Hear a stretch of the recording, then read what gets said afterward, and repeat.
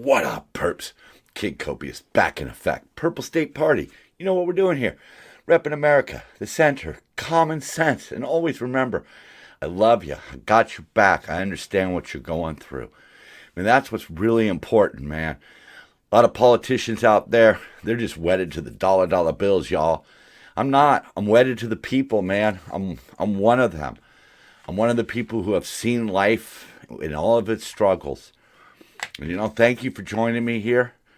I think as we've seen, maybe this country is moving a little bit more to the purple. That'd be great, man, because I'm sick of red and blue.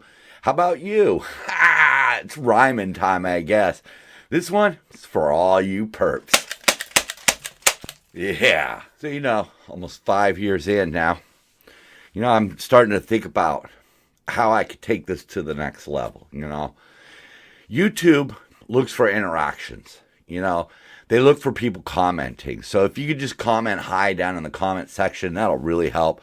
Like, subscribe, But, like I said, I'm with the people. I'm for the people, man. So I want to know, I really want to know. Should I be doing a podcast? Is that the way that I could reach more people with my sort of off-brand politics? And more importantly, after 5 years of the mask and all of this, is it time to end this?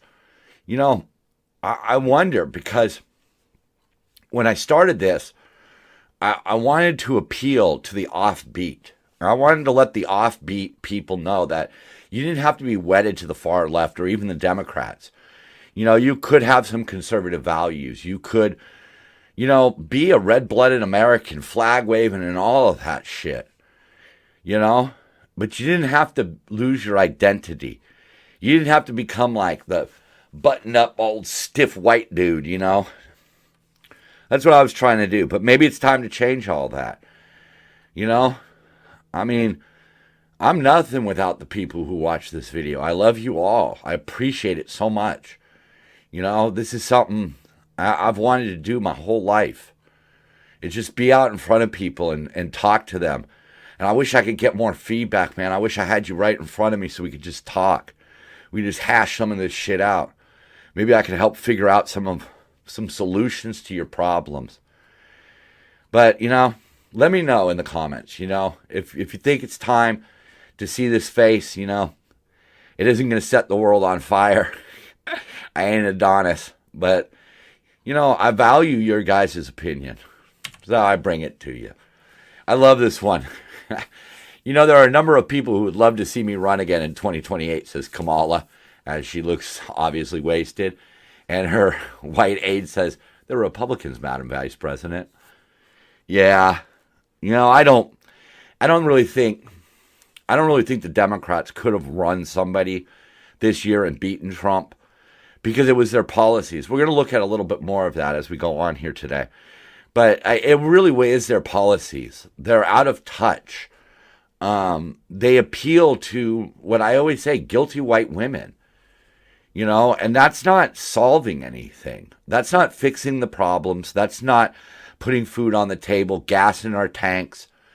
All that feel-good shit, it ain't worth a damn, man. And, one of the leaders in that far-left movement, the Democratic movement, the contextualizing, the spinning, trying to tell us why we're wrong. The economy's good, but you're too stupid to see it. Well, that was MSNBC. They've lost half their viewership. Elon waiting for Black Friday half-off sale so he could buy MSNBC for just $30. Musk announced his plan to buy MSNBC and turn it into a news network. Look, hey, any of you who have been watching me for any amount of time know, I'll take my shots. I took my shots at Nancy Mace, man. That insufferable cow, because she wanted to ban the new transgender congresswoman from using the female bathrooms. Oh, God. I don't even want to get started on that tangent. Please, dear Lord, don't let me go on that tangent. But we need a news agency. We need a place where we could go and get unfiltered, unbiased news. We need both sides talking about something. I want to hear from both sides. I read both sides. Okay? I don't just, I like to go into the comment section of most stories and see what people are saying, see what the average person is saying. Because to be honest with you, I don't give a shit what Joe Scarborough says. I don't care about Rachel Maddow. Hannity, Ben Shapiro, Joe Rogan. Like, I have nothing against these people. I'm not saying that I do. What I'm saying is I just try to form my own opinion. Maybe I line up with this person this week or that person another week. I don't know.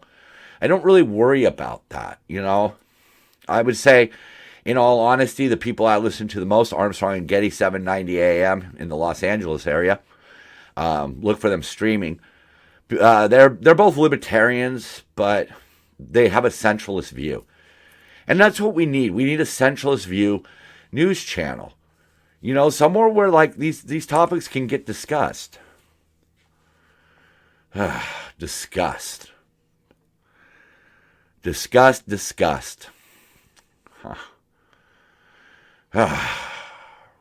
Emperor Newsome. Man, this guy typifies what is wrong with American politics. Rich kid here, man. Look at this. Gavin Newsome just bought a $9.1 million Bay Area home. I know people who barely can even afford to do anything for Thanksgiving, which was yesterday, by the way. Christmas time is going to be tight. We have to really make decisions about what food we eat now because things are so freaking expensive because of Gavin's policies. California's liberal policies drove up the cost of bacon and other pig products. Eggs are expensive. Gas is expensive. Meanwhile, Gavin Newsome, $9.1 million home. Isn't that great for that asshole? He's a guy who really typifies how politicians, King Gavin, doesn't care. He only concerns himself with rich donors and rich lobbyists. And I don't see how that's helped anyone. They tout their little fancy things like climate change and crap like that and, women's rights for abortion. But they don't do anything for the women's rights to be able to afford a good Thanksgiving dinner, do they? See, because him and Biden and other Democrats, they play to the rich liberals who come up with these stupid, fanciful ideas to make themselves feel better about being rich and white. But their solutions only cause problems. And when it gets too out of hand, they just move. And we can't. We can't just simply move. I can't just move out of state and enjoy what California has to offer. I can't afford that.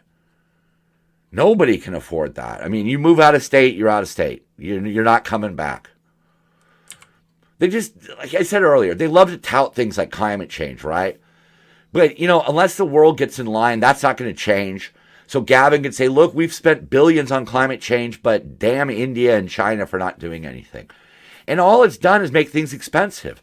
I mean, a lot of us, myself included, are having to pay our electric bills in installments. Installments. And at the end of the day, the things that they say are successful, like California says, they're a sanctuary state for abortion rights. Great. But how much do we have to fucking pay for that? That's the crazy thing. I'm not saying strip away abortion rights, man. And if you don't know, I'm just whatever it's called, pro-choice, okay? Just do what you're going to do because it doesn't really affect my life very much. So I'm not going to get involved with those tough decisions that a woman might have to make. But do we have to pay so goddamn much for it? I mean, our electric bills are on installments now. It is so expensive here for electricity. And then they're passing more and more laws to force us into electricity. Who the hell is that helping? Who is that helping? It helps you get money from lobbyists, environmental lobbyists. It helps you get money from Look, the bottom line is the Democrats, a lot of this young money has invested in alternative fuel sources. And that's why they're pushing it, okay? They're pushing it because they're making money. But it's not going to solve anything. I hate to burst the bubble of anybody out there who thinks that California can do anything about the climate, because we can't. First of all, man does not control the climate. All right? They take a lot of little facts, put them together and say, look, man's the fault. But I ain't seen nothing. Okay, I'm not going to sit here and deny climate change because climate has changed. Look, part of the Sahara Desert is turning green right now because of the way the rain's changed. I've mentioned it before, but magnetic north has moved from above Canada to above Siberia because there's a bunch of molten iron circling our planet inside of our planet's crust. And that throws off the magnetic field. That's how little we actually control about our planet. Can we clean it up? Sure. I always say that. Let's clean it up. You know, I'm glad we don't have smog. I'm thankful that we don't have smog. So yesterday was Thanksgiving. And, you know, I just want to say what I'm thankful for. You know, after watching my wife take care of preparing a whole Thanksgiving feast, we had roast, we had turkey, we had all that stuff. She mostly did it all. I mean, we helped out. As usual, our family, we make raviolis every Thanksgiving. And, you know, it was great because we got my daughter's fiance involved now. And we got my brother's friend from Spain involved. It was really cool connecting with a Barcelona fan. I'm a Real Madrid fan myself, but it was really pretty cool to connect with this guy. But my wife ran the whole show, man. She goes over to my mom's house every 2 hours to check up on her, to make sure she's walking, make sure she's got enough to eat and drink and all of that kind of stuff. You know, take her to medical appointments and all that. My wife had to quit her job to do this, you know. My mom is fortunate enough to be able to compensate her for her work, so we're not struggling because of it. But, you know, I got a lot to be thankful for in that woman. You know, my wife and I met a long time ago, 1989. And, you know, she used to come and visit me in the rehab center when I was trying to clean up my life. You know, she didn't leave me when my life fell apart again. She stayed strong. And she helped me through a lot of my mental hiccups. And she gave me my wonderful daughter. I'm so thankful for my daughter. I mean, she keeps me young. She keeps me involved with new music. Grants and 21 Pilots, Royal and the Serpent, Oxymorons. I mean, we go to concerts all the time. And she struggled too. She struggled really hard, my daughter. And the hard part is that her struggles are my struggles. And I feel like I gave her those struggles. And that's who shaped me as somebody, you know. But I'm thankful, too, for all the people out there who tune into this show. Because, you know, like they like to say, we've got a country to save. We've got a country and we've got a state to save. And that's what I would like to do. And, you know, whenever I get like double-digit views, man, I'm really happy.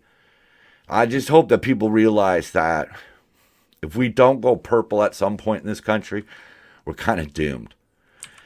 And I'm thankful that Trump won. Not so much because I like Trump. I mean, he's okay. I find him to be amusing. I find him to be a pretty good leader. I mean, I'd follow the guy. But, here Bronco brings up an old cartoon here. Sorry, cuz it's not looking good for you, he says to the bald eagle. And then 2024, Trump's pardoning the bald eagle. But he's going after the Biden's DOJ and the deep state. You know, if you don't want to believe it, don't. But the truth of the matter is that the Biden administration weaponized the government against average citizens who had concerns. You know, and we saw it. We see it all across this great nation of ours. You know, where parents express concerns about things and they're the ones removed from school board meetings and the such. You know, I always think of that one clip where a father is reading out some of the nearly pornographic material in a school library, and the school board is saying, hey, you can't use that kind of language in here. And he's like, it's in the library. You know, and that's what it's really about. But then places like MSNBC try to make it about what the book was about. Maybe the book was about two young men falling in love. Great. That's fine. You want to put that in the library? Go ahead. But you want to make it sexually explicit? No. So I'm just hoping maybe in this 4 years with Trump, maybe we can get some of this shit unwound so that we can get back to being a country that is allowed to discuss things. You know, one thing that is kind of an odd way of looking at it, the Democrats, as a party, okay, the party, the machine, the money-making machine, the Democratic Party, should be thankful for that Trump won, is because no matter what he does, at least the Democrats saw their flaws. At least some of them did. You know, we'll discuss a little bit more of that as we go on. But, you know, maybe both parties can learn a little bit from each other. See, I believe in a third party. I think we need a third party. But barring a third party, a legitimate third party, it would just be nice to see one of these parties go a little bit more purple. Unfortunately, you know, we've seen Nancy Mace and her repugnant attitude towards the transgender congresswoman. I think that's crap. You know, if I haven't made it clear, I support those people's rights to do what they're going to do. The other day I was working in Long Beach and I saw a trans female. And I don't really know what was wrong with her. She was walking kind of funny. Some kids were kind of making a little bit of fun of her as she walked by, the way she was walking and stuff. I was kind of disgusted that the parents didn't say anything. But I kept my eyes on that person until they went inside of a store. Because if somebody was going to, one of the homeless people or one of the shoppers or just the people wandering around, was going to harass this person, well, I was going to get involved. And that outcome would not be good for the harasser. I'll tell you that right now. Okay? Because people have a right in this country to be who they're going to be.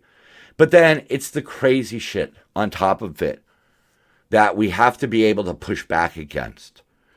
The trans females in sports, some of the dumb shit they do, like Tampon Tim putting tampons in a boy's bathroom at a junior high. That's a stupid fucking idea. That's not to say that I'm against transgender people. And that's what we allowed the Biden administration and the media to concoct and to foist upon us. And that's hopefully going to end. We'll see. Because people like Alana Presley, she comes out and flat out says she's worried that Democrats will swing to the center after election defeat. Where the hell else are they going to go, first of all? I mean, she's upset because, like, one of her fellow Democrats here, Moulton, said, I have 2 girls and I don't want them getting run over on the playing field by a male or a formerly male athlete. But as a Democrat, I'm supposed to be afraid to say that. Right. Another one here, I can't even pronounce that. Susie, whatever, Democrat from New York, said that his party needs to stop pandering to the far left on the transgender issue. Presley argued that voters largely support progressive policies this election, citing support for abortion rights and paid leave expansion at the ballot box. Well, you're fucking delusional, lady, because abortion rights and paid leave expansion is not far left. That's common sense.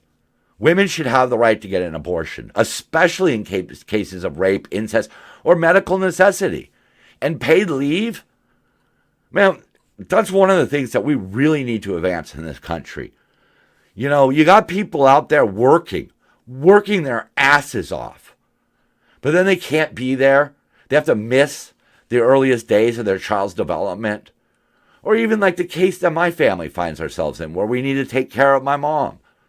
There's nothing there. Unless she's completely disabled, there's nothing there. What I liked what I found in the comment section of that story about Presley. This comes from Nate. And I miss it when everybody had good screen names. But anyhow, both the left and the right need to come back to the center. That's where the most good for the country will happen. Not everyone will be happy with every piece of legislation, but working together closer to the middle of the issues will get more done and be better for the country. And Michael responded, I'd vote for that. In fact, we need a new party that would welcome centralists from both sides and let these parties we now have fade into obscurity. Well, Michael, you're echoing my sentiments. That's really what I want to see, because the fact of the matter is, whether you're a Republican or a Democrat, you are being ruled by a money-making enterprise at this point. I don't think either side fully cares. I think Trump cares, but I don't think Trump's really a Republican. I mean, he doesn't really need political support, right? He doesn't. I mean, he certainly has enough money. So not only did Kamala Harris lose this election, I think a lot of the legacy media lost.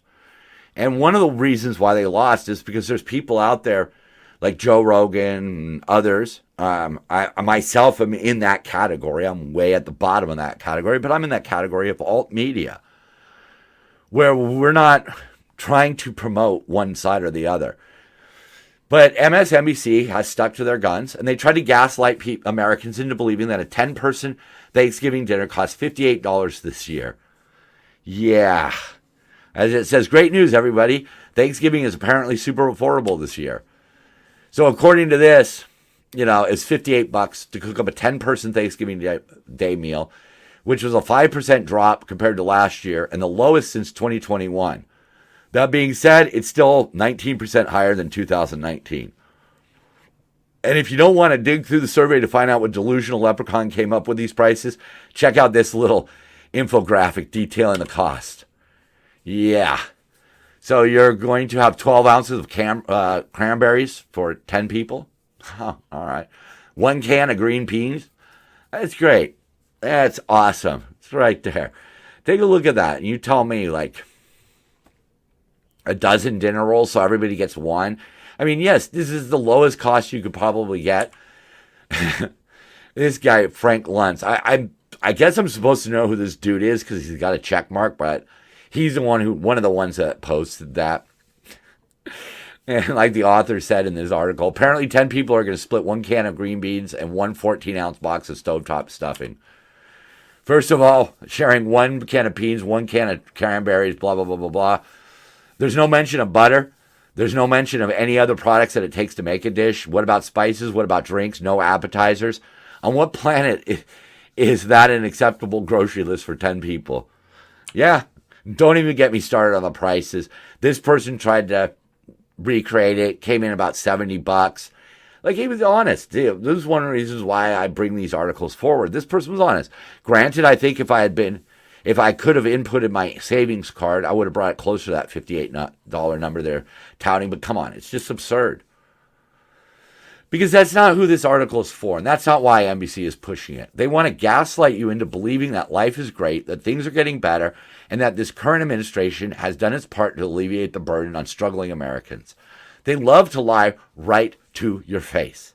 And as they say, you don't hate the media enough.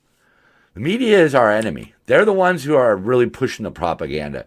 Here's a couple of my favorite responses.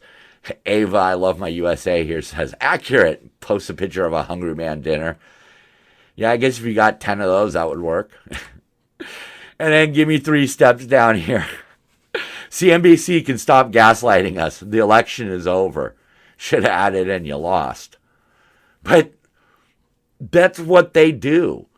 The media is so in the pockets of these people that they won't report the truth. Look, I don't know enough about Fox News. A lot of times when I bring up articles about Fox News, they seem well balanced or whatever. Maybe they are, maybe they aren't. I don't know. But that's one of the reasons why I hope Elon buys MSNBC and tries to make it into more of a purple thing where there's honest discussions. I mean, that's really all I want is honest discussions. Here's another one that got discussed a lot over the last couple of days. Trump vows to impose 25% tariff on all products from Canada and Mexico. He's got a plan. So one of his first things he's going to do is levy this 25% tariff. Oh no, we're all going to be paying more. Well, one of the reasons he's doing it is that, as he says, both Mexico and Canada have the absolute right and power to easily solve these long simmering problems, fentanyl and illegal aliens. We hereby demand that they use this power, and until such time that they do, it is time for them to pay a very big price. He wants help stopping the flow of fentanyl and illegal aliens. The thing is, we know where the precursor chemicals for fentanyl and this new meth that's out on the street and all the drugs come from. It comes from China. So he's going to levy an additional 10% tariff on top of existing tariffs on Chinese products coming into the United States. As he says, I've had many talks with China about the massive amounts of drugs, in particular fentanyl, being sent into the United States, but to no avail. Representatives of China told me that they would institute their maximum penalty, that of death, for any drug dealers caught doing this, but unfortunately, they've never followed through. They send the chemicals from their companies to Mexico, where the cartels package it up and ship it into the United States and all around the world. If you think this drug problem is a problem here, it's all around the world. A bunch of Colombian Coke subs were just intercepted on their way to Australia. But we need to do something about this, because fentanyl not only kills people, it kills people who were not necessarily drug addicts, not necessarily even really drug users. Maybe they just experimented one time and boom, dead. Fentanyl. Fentanyl can find its way into a lot of different shit. It's a scary world out there right now. But more needs to be done about it. And since we do know that these companies in China are sending it to the cartels, we could cut it off at the source. It is possible. They did that in the past. There was a drug called Quaaludes that kind of mellowed you out. And when it became an epidemic, the government went to the different labs that manufactured it and basically got it shut down. You know, without precursor chemicals, certain things can't be made. That's just the way it is. Trump said the additional tariffs on Chinese goods would remain in place until they stop allowing illegal drugs to pour into the United States. We need to divest from China, but that's a topic for another day. And of course, we then have, who was this? USA Today. So, USA Today. Despite Trump's claims that drugs and crimes are at never-before-seen levels, violent crimes in the United States actually declined for the third straight year. Right. According to estimates released by the FBI in September. Those numbers were already debunked and found to be just the opposite. Hey, if you were listening a couple weeks ago, I was talking about how my daughter's fiance had the catalytic converter stolen off his car. There was no insurance that would cover it, so no real reason to report it to the police. So does that mean the crime didn't happen? Yeah. Really. They're continuing with this gaslighting. I've said this before, no matter what the numbers show. It's not the amount of crime, it's the type of crime. It's the smash and grabs. It's the package thefts. It's the catalytic converter thefts. It's the crime that is now far more in our face than it's ever been. I mean, I don't remember. I've lived here most of my life, and I don't remember ever having to worry about having shit stolen out of my car.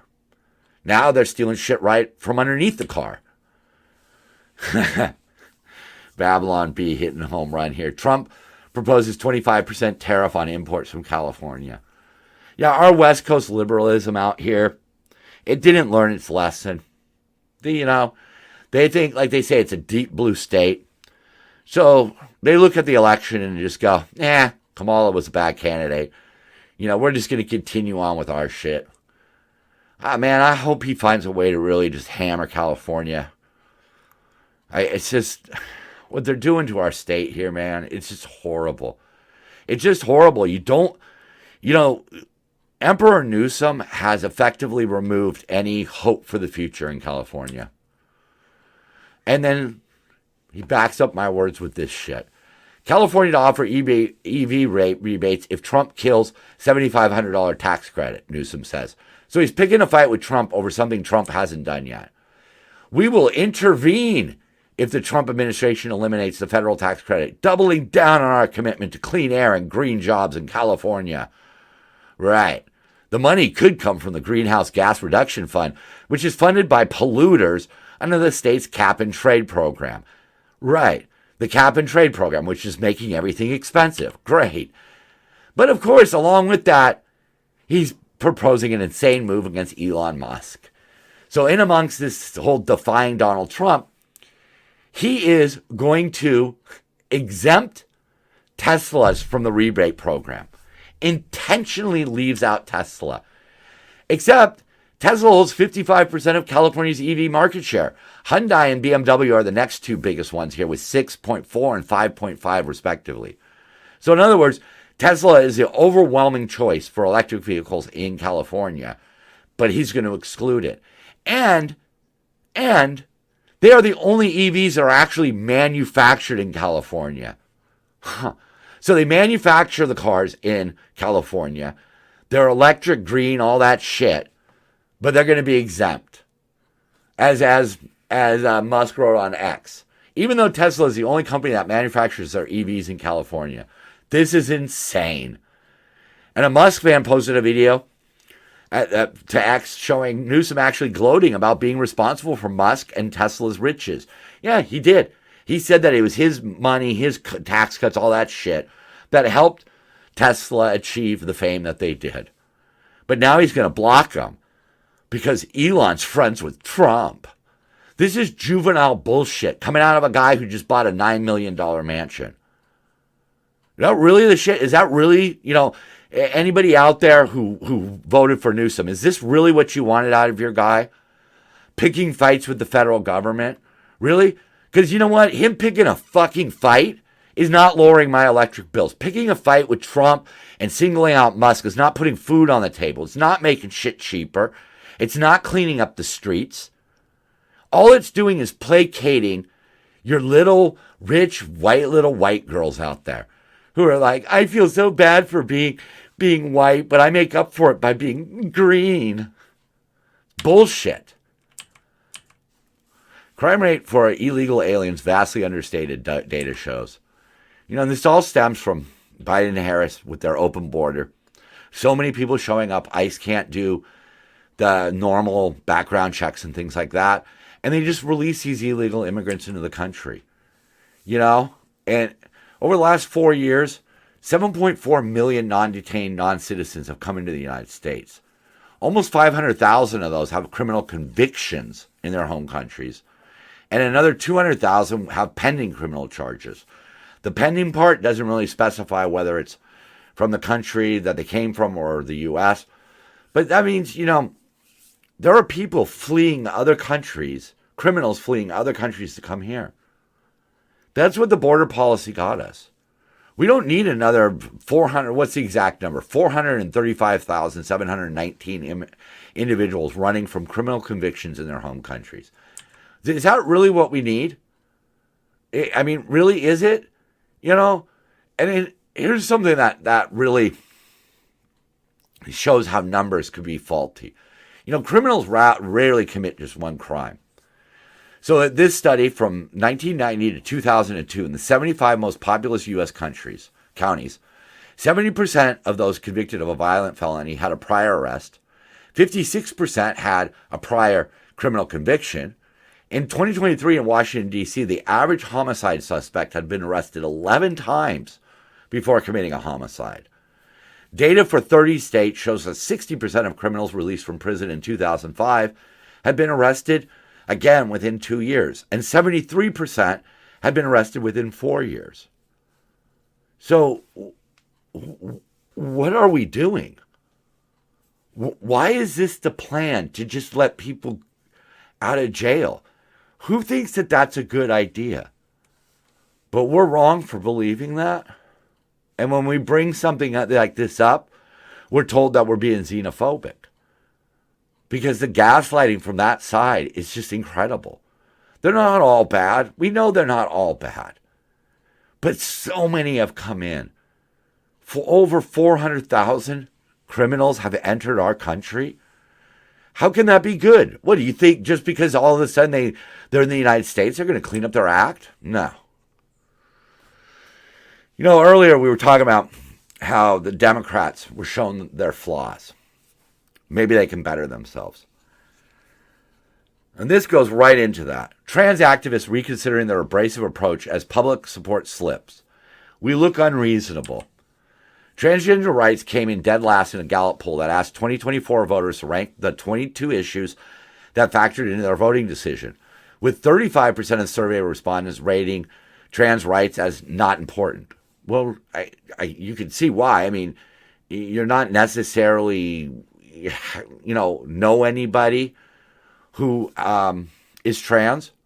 So it's, why would that be important? I mean, I consider it important because I know people, and I've known people. So, I mean, I guess it hits a little closer to home for me. I don't think I would say not important, but it came in dead last. And this is Mara Kingsling, founder of the National Center for Transgender Equality, pointed the fingers at activists for devoting so much energy to debating losing issues. Among them, she told the Times, the demonization of J.K. Rowling for her stance against the encroachment of biological males into female spaces, and pretending that any objections to transgender women in sports are invalid and rooted in discrimination. On that issue, she says, that's where Americans moved away from sympathizing with trans activists. We look unreasonable, she told the outlet. We should be talking about the 7-year-old who just wants to play soccer with her friends. Yes, that's it. This whole idea that they're going to be competing at a collegiate, professional levels, that's not what the thrust should be. Okay, that's unreasonable. It's illogical. It lacks common sense. But we should not be denying a 7-year-old boy who wants to, dress as a girl from participating. We should be a warm, embracing society, tempered by common sense. Some other LGBTQ activists recently told the New York Times they believe the worrying dip in support is attributed to the zealotry of the movement, which emphasizes shame and forced compliance while discouraging any critical debate. And right below that, look at that. Teen athletes who protested trans teammate with Save Girls Sports shirts sue district that compared their apparel to swastikas. Look, it's not a matter of saying that the trans teammate can't exist. It's a matter of where is it appropriate for them to play. And I know this has been beaten to death. Advocates cited tactics such as stripping distinctions of male or female from abortion and childbirth topics, being fanatical about pronoun use, and likening even unintentional misidentification of a trans person to an act of violence has not helped them grow their coalition of allies. Here we are. This is from that Democrat, Seth Moulton. Here we are calling Republicans weird, and we're the party that makes people put pronouns in their email signatures. His office was protested by trans activists after he suggested transgendered athletes competing against biological females they would have an advantage or even injure other competitors, which has and continues to happen. It lacks common sense. But these are the kind of people that these activists appeal to. This Portland activist here had a meltdown after her iPhone was stolen by vagrants. She yelled and screamed at him and said, I'm lovely. I'm not a rich person. She said they should only target rich scum. See, rich scum. The left, who talks about diversity, equity, and inclusion, as long as you're on their team, that's the bigger issue. We look at these last two stories we talked about. That's the big issue that the Democrats have right now. Unless you believe what they believe, you're fair game. They could use racial epithets. They could use homophobic slurs. They could use transphobic slurs. They can do whatever they want because you're not on the right side. Rich scum. Well, which rich scum are you talking about? Because as we've already seen in this particular episode, Gavin Newsome, one of the lefty heroes, he's living in a $9.1 million mansion. And he still has like another $3 million mansion that he lives in. So is he the rich scum? Who is the rich scum? Because the truth of the matter is not all rich people are scummy. Whoa, shocker. Wow. Some of them are actually good people. Wow. But again, they don't want you to target their people, but they could target whoever they want. LA politicians asked Trump for $3.2 billion to pay for Olympic transportation projects. They always do. The federal government does help out with the Olympics. It makes sense. But, in typical liberal fashion here, the games were first pushed by Karen Bass, our illustrious mayor here, as a car-free event. But now it's transit first. I was just in Long Beach doing a job, and right at the train station there was a woman. She was all bundled up in blankets, and she was just screaming at the top of her lungs. I don't know about what, because it was just so loud. It was just a blur. And then just down the way from her a little more, there was a dude just screaming in what I believe to be some of one of the 2,000 different African languages. I'm just assuming because he looked very African. I could be wrong. It could have been French for all the fuck I know. But they were just yelling and screaming. At that same location, right there by the train station, just last week, they had a guy who was holding a butcher knife. And they had to lock down all the stores, lock all the people in the stores, while the police spent 45 minutes negotiating with this guy, offering him water and chips to drop the knife before tasering him and hitting him with a rubber baton bullet. They just wait around. Everybody is bending over backwards for these crazy people who basically use the train for transportation. And now they want to put all the Olympic fans, or what's the word, man? The people are going, the ticket holders or whatever. They want to put them on the trains in Los Angeles. Oh, man. Yeah, they're going to have to really cover that up pretty good. But that's what they do. They put Band-Aids on things. They put really fancy, pretty-looking Band-Aids. Band-Aids by Balenciaga or whatever, right? But they've got a gaping wound and the blood just splurts out the side. They're trying so hard to appeal to the wrong people, when in reality, all we're asking out of our government is to try to appeal to the average among us. That's it. It's really kind of simple. I've said it here before, what does the most good for the most people? That's what we need to be focused on. And hopefully we can get our focus back on that. Well, thanks for joining me again. I hope you had a good Thanksgiving. We're heading into the Christmas season. And if you know somebody out there who's struggling with some mental issues, reach out and let them know that you're there for them. If you need anything, put it down in the comment section. I'll do my best to try to help you out. I'm King Copious, Purple State Party, and so are you. Love one another. Say it again. Love one another. And whenever we can, let's come together and dance it out.